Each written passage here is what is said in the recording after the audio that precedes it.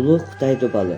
Бул чеп добал Түндүк Кытайда жайгашып, жалпы узундугу орто эсеп менен 6350 км түзгөн. Бийиктиги 6,5 метрди түзгөн.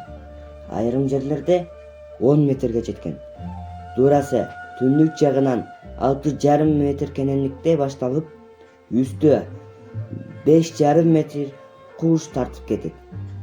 Анын курулуш биздин заманга чейин 3-кылымда Цин династиясынын мезгилинде башталып, 2100 жылга созулган.